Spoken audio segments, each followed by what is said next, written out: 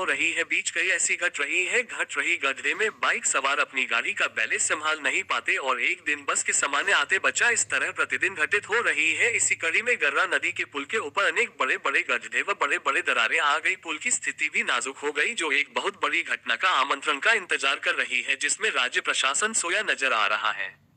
इसी एक कड़ी में रेलवे ओवर ब्रिज बनने जा रहा है, जिसके नीचे आसपास का रोड जिसमें शहर का सारा अमला होकर गुजरता है, उसकी तो भगवान के भरोसेमंद छोड़ दिया गया है। बड़े बड़े गड्ढे और सकरी रोड और ट्रेन आती है तो गेट बंद होने के बाद जब गेट खुलती है और जब दोनों ओर की पब्लिक आने जाने के लिए आमने सामने से आती है तो गड्ढे और सकरी रोड और बारिश में पानी भरे गड्ढे कीचड़ लगता है। सामने यमराज खड़ा नजर आ रहा होता है, पर सारा प्रशासन सोया नजर आता है। जनता को किसी को फिक्र नहीं है। सिर्फ चुनाव के समय सभी पार्टी जनता को आश्वासन का झुनझुना थमाकर सिर्फ वोट बटोरकर बाद में आंख बंद कर लेती है। ये है अपने शहर बालाघाट का जनाब, जो गड्ढा के नाम से पहचान बन जाएगी। सभा के लोगों से नाराज है, जहां कांग्रेस के प्रत्याशी चुनाव जीत कर आए हैं। कई बातें ऐसी हैं जो दिखाई देती है, चाहे मुद्दा सड़क का हो।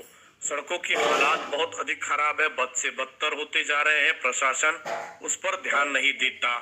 शुरुआत हम बालाघाट जिला मुख्यालय के डेंजर रोड से करें तो डेंजर रोड पूरी तरह से बर्बाद और जर्जर हो चुका है।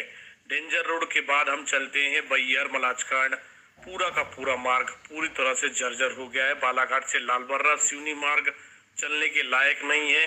हाँ, कई बार इन सड़कों पर मरम्मत कर दी जाती है तो पॉलिश हो जाती है, लेकिन क्या करें, भ्रष्टाचार की भेंट चढ़ जाती है।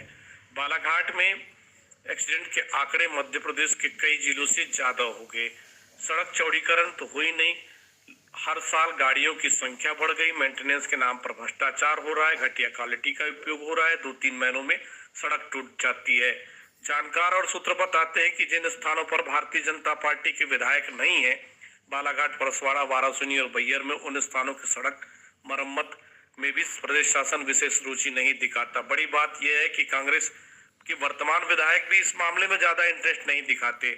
नतीजा, जनता परेशान है, क्या करे, कहां जाए। बालाघाट जिले के भीतर एकमात्र नेशनल हाईवे निर्माणाधीन है, लेकिन वो भी भ्रष्टाचार की भेंट चढ़ गया है। इस बात की वानगी है कि वो बनते से ही टूट गया था।